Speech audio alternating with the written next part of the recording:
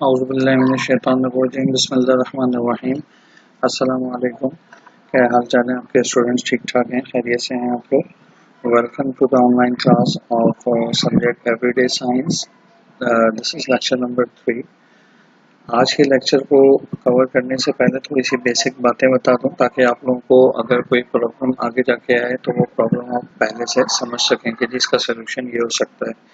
पहली चीज़ तो ये कि आज से ऑनवर्ड्स जो हम 4 लेक्चर करेंगे उसमें एक सवाल रूटीन में मुस्लिम साइंटिस्ट का हम करेंगे। किसी भी 2 मुस्लिम साइंटिस्ट को हर वीक में हम देखेंगे, उनके छोटे से कंट्रीब्यूशन, उसके नोट्स भी आपकी स्क्रीन पे आ रहे होंगे, वही देख के आपने उसको कॉपी करना है। थोड़ा सा उनके बारे में मैं डिस्कशन करूंगा और उसको गो थ्रू करते चले जाएंगे। ठीक हो गई बात ये? और एक जर्नल क्वेश्चन हम करते जाएंगे साथ साथ। ठीक है, पिछले वीक्स में हमने ओमनीवोरस, कार्निवोरस और हर्बीवोरस को देखा था बेटा, और उसके अलावा word science, Pythagoras theorem, Albert Einstein और जाबिर बिन हयान के मुतालिक हमने डिस्कशन की थी।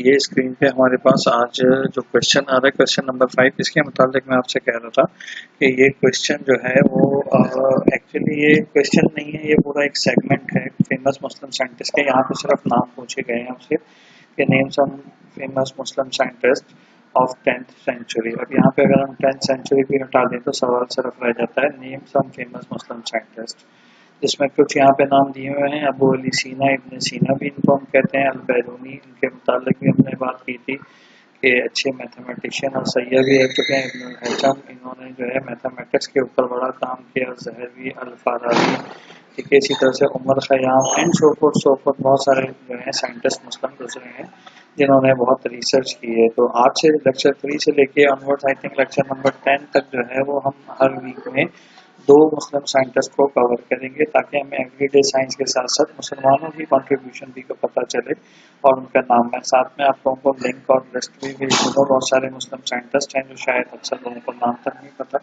लेकिन we should know about the things, उनके मुतालिक हमें पता होना ज़रूरी है। दूसरा सवाल जो आज का हमें कवर करना है वो है what is the impact of science on the human society. अगर मैं कहूँ इस सवाल को इस तरह से भी रिफ्रेश कर लें कि what is the impact of science and technology on the human life, on our life and the human society, तो ये दोनों चीज़ें हमें थोड़ा सा एड्रेस करना आना चाहिए। ठीक है, तो आज का लेक्चर बेटा स्टार्ट करते हैं। आंसर्स तो ये आपकी स्क्रीन पे जो आ रहे हैं वो आ रहे हैं। इसके अलावा जो मैं बार बार बता रहा हूँ कि मुस्लिम साइंटिस्ट की अलहदा से हेडिंग लगाकर आपको उनके कॉन्ट्रीब्यूशंस को पॉइंट करना पड़ेगा। 4 to 5 पॉइंट्स, 3 to 5 पॉइंट्स, जितने आपको अवेलेबल हो। कुछ तो मैं गाइड करता जाऊँगा, उसके साथ साथ आपको खुद से भी थोड़ी सी प्रैक्टिस करनी होगी।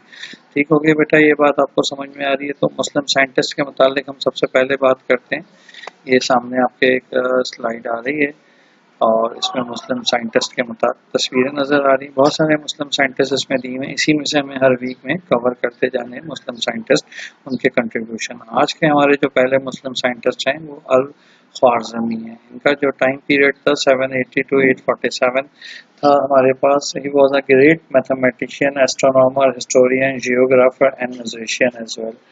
तो यहाँ पे इस लाइन को समझने के लिए आप ये देखें कि आजकल तो हम काम करते हैं स्पेशलाइजेशन का, और स्पेशलाइजेशन में हम सिर्फ और सिर्फ ये देखते हैं कि जनाब कोई इंजीनियर बन जाए, और इंजीनियर भी वो सिविल इंजीनियर है तो सिर्फ कंस्ट्रक्शन से रिलेटेड चीज़ों को देख रहा होता है। कोई मैकेनिकल इंजीनियर है तो मैकेनिकल डिवाइसेस देख रहा होता है, और समबॉडी क्लेम्स हिज और herself as a computer engineer, तो वो कंप्यूटर से रिलेटेड बात को देख रहा होता है। इसी तरह से कोई डॉक्टर है तो उसकी स्पेशलाइजेशन है, जैसे वो आंखों का डॉक्टर है, या मैदे का डॉक्टर है, या कैंसर स्पेशलिस्ट है, या दिमाग का डॉक्टर है ना, इस तरह से कर। लेकिन ये उस ज़माने की बात आपको बता रहे हैं जो आज से सदियों पहले की बातें हैं।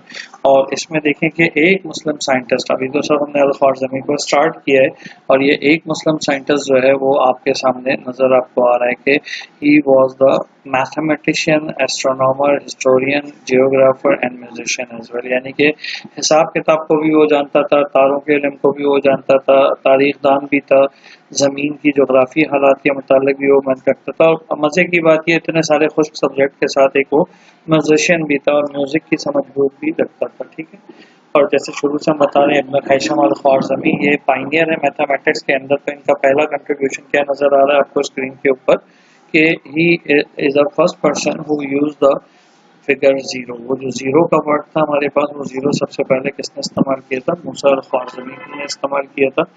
अच्छा, और compose oldest works on the algebra and astronomical tables, ये भी इसकी एक कंट्रीब्यूशन थी। Systemise the Greek and Hindu mathematical knowledge, इनके आसपास जो फेमस टाइम पीरियड गुजरा था मुसलमान दरमियान में थे। इससे पहले ग्रीक फिलोसफी बहुत ज़्यादा अफलातून सुकरात की फिलोसफी अवेलेबल थी बेटा, और उसके बाद मुसलमानों के बाद फिर यूरोपियंस का टाइम पीरियड शुरू होता है। तो लिहाजा इन्होंने बहुत से जो ग्रीक और हिंदू मैथमेटिकल नॉलेज थी उसको सिस्टमेटाइज किया, उसको अरेंज किया so that it can be use for further processing, इसको प्रोसेसिंग के लिए इस्तेमाल किया जा सकता है।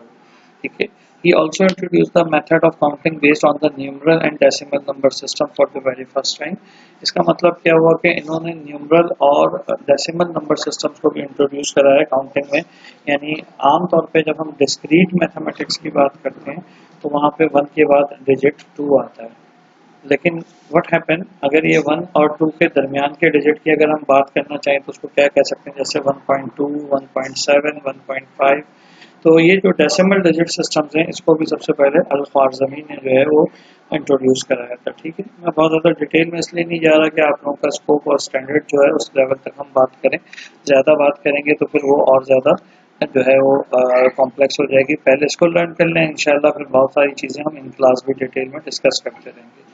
He also wrote the famous book हिसाबुल जबर वल मुकाबला। ठीक है, इनकी किताब का नाम है, रिमेंबर दिस नेम, क्योंकि पॉसिबल एमसीक्यू या फिल इन द ब्लैंक्स में ये आ सकती है। इसी तरीके से he also give the analytical solution of a quadratic and the linear equation in this book. Quadratic और लीनियर इक्वेशन आज हम और आप 7, 6, 8, 9, 10 क्लासेस में बाकायदा कोर्स का हिस्सा है। लीनियर इक्वेशन हम ऐसी इक्वेशन को कहते हैं जिसमें x की बड़े से बड़ी पावर जो है वो क्या होगी, 1 होगी। x की बड़े से बड़ी पावर क्या होगी, 1 होगी। और इसी तरीके से क्वाड्रेटिक इक्वेशन हम ऐसी इक्वेशन को कहते हैं जो कि इसमें x की बड़े से बड़ी पावर बेटा क्या होगी, x² होगी। मैं आपको अगर डेमोन्स्ट्रेट करके बताऊं तो अगर आप लिखते हैं कि सर x + y = 5, तो ये लीनियर इक्वेशन है because the maximum power on x and y is 1। लेकिन अगर इसी की जगह पे आप इंसर्ट करते हैं इक्वेशन को, और इक्वेशन आप जो है क्या कहते हैं गो थ्रू करते हैं कि नहीं सर मैंने तो थोड़ा सा क्वाड्रेटिक भी मुझे आप बता दीजिए क्या होता है। तो क्वाड्रेटिक इक्वेशन अब आप देखें आपके सामने x और इसके ऊपर स्क्वायर, स्क्वायर को अगर आप इसके लेकर जाएंगे तो वो मैंने आपको बताया था तरीके का कि किस तरीके से आप स्क्वायर को सबस्क्रिप्ट या पोस्टस्क्रिप्ट कर सकते हैं। ठीक है बेटा, तो यहाँ पर इसको डिलीट करके दोबारा से हम सिंपल तरीके से टाइप कर लेते हैं, x² + y² = 25। Let's say square की टर्म्स को हम स्क्वायर की शक्ल में लिख लेते हैं, कोई ऐसा मसला नहीं है। ठीक है, यहाँ पे हमारे पास सुपर स्क्रिप्ट और सब स्क्रिप्ट के लवाकिन है, इनको हम आराम से यहाँ पे कर सकते हैं। ठीक है, बोर ना हो इस लेक्चर से। अब यहाँ देखें x या y दोनों वेरिएबल हैं, इसमें मैक्सिमम पावर हमारे पास कितनी आ रही है, स्क्वायर आ रही है। तो this we call the quadratic equation. ठीक है, तो इनके मुतालिक अब आज तो बड़ा आसान लग रहा है क्योंकि हम शुरू से पढ़ते आते हैं, लेकिन इनके मुतालिक सबसे पहले मूसा अल-ख्वारिज़मी ने बताया था। उसके बाद जो है ये also composes own astronomical tables known as JZ which become the model for astronomical pursuits in east and west. इन्होंने अपने तारों की स्पीड, कब कौन सा तारा निकलेगा, हिस्ट्री, चांद, इन सब के मुतालिक भी इन्होंने बहुत रिसर्च की थी। अब आप इमेजिन करें कि आज के ज़माने में तो तमाम चीज़ें हमारे पास मौजूद हैं और उनकी बेसिस पे भी हम इन्वेंशन नहीं करते, बल्कि अगर मोबाइल मौजूद है तो हम टिकटॉक और फेसबुक पे टाइम ज़ाया करते हैं। ये लोग उस वक्त रिसर्च के एलिमेंट्स ना होने के बराबर थे, तब भी यू कैन इमेजिन के how much the research they have done actually on the topic of the sciences. ठीक है, इसके अलावा किताब सूरज अर्थ वाज द जियोग्राफिक बुक। इनकी तीनों सब्जेक्ट में, एक मैथमेटिक्स की बुक आपको नज़र आ रही है, एक जियोग्राफी की नज़र आ रही है और एक एस्ट्रोनॉमी की नज़र आ रही है। इसी तरह से इन्होंने कंट्रीब्यूशन किया। बेटा ये तो नोट लिखने के लिए काफ़ी कुछ मटेरियल आपको मिल गया, लेकिन अब आप चाहें तो नेट से गूगल करके मजीद अल-ख्वारिज़मी का जो है कंट्रीब्यूशन को डिस्कस कर सकते हैं और देख सकते हैं। ठीक है, यहाँ तक बात समझ में आ रही है आपको। ये आपके एवरीडे साइंस के अंदर मूसा अल-ख्वारिज़मी मुस्लिम साइंटिस्ट की जो सीरीज़ हमने शुरू की है उसमें last time Jabir bin Hayyan हमने देखे थे, आज हमने मूसा अल-ख्वारिज़मी देखे। ठीक है, तो ये दोनों हमारे पास जो है बहुत ही कंट्रीब्यूटेड साइंटिस्ट हैं, बहुत ही कंट्रीब्यूटेड एक काम करते आ रहे हैं और इनका वर्क जो है वो आज भी बड़ी इज्जत और एहतराम के साथ लिया जाता है। यहाँ तक मूसा अल ख़वारज़मी का लेक्चर हमारे पास मुकम्मल होता है। उसके बाद बेटा हमारे पास हमने कहा था कि 2 मुस्लिम साइंटिस्ट करेंगे, लेकिन मैं वीडियो की अभी लेंथ दिख रहा था, या तो हम 2 मुस्लिम साइंटिस्ट कर लें या हम अगले सवाल को कर लें। तो हम दूसरा मुस्लिम साइंटिस्ट जाबिर बिन हैयान को ऑलरेडी हम कर चुके हैं।